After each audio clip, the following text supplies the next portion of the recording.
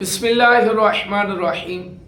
ایک عورت اپنے بچے کو لے کر آتی ہے حضور غوث اعظم کی بارگاہ میں اور آ کر کہتی کہ حضور میرا بیٹا جو ہے وہ آپ سے بڑی محبت کرتا ہے، اس سے براہ کرم کوئی دین کا علم سکھائے، کچھ اللہ رسول کی باتیں سکھائے۔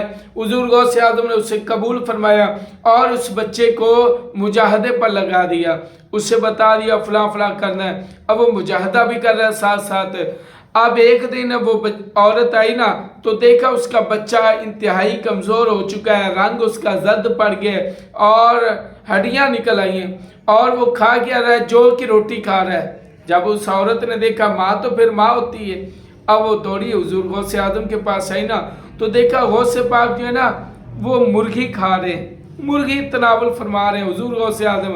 جب اس نے یہ دیکھا تو دیکھ کر کہنے لگی، حضور یہ کیا بات ہوئی، آپ مرغی کھا رہے ہیں، تناول فرما رہے ہیں اور میرے بیٹے کو ایک جو کی روٹی، اور اس کی صحت دیکھے کتنا کمزور پڑ گیا ہے۔ جب اتنی بات کی نا حضور غوث اعظم رضی اللہ تعالیٰ عنہ، آپ نے ان مردہ ہڈیوں کو سامنے رکھا اور ان پر ہاتھ رکھ کے فرمایا، قومی بِإِذْنِ اللَّهِ الَّذِي يُحْيِي الْعِظَامَ وَهِيَ رَمِيمٌ، فرمایا اللہ کے حکم سے زندہ کھڑی ہو جا، جو بوسیدہ ہڈیوں کو بھی زندہ کر دیتا ہے۔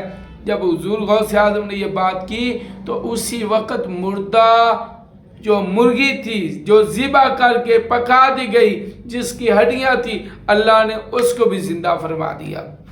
جب وہ زندہ ہوگی نا، اب یہ معاملہ آپ نے حضور غوث اعظم نے اس عورت کی طرف دیکھا اور فرمایا، جب تیرا بیٹا اس مقام کو پہنچ جائے اس کے بعد جو چاہے وہ کھائے۔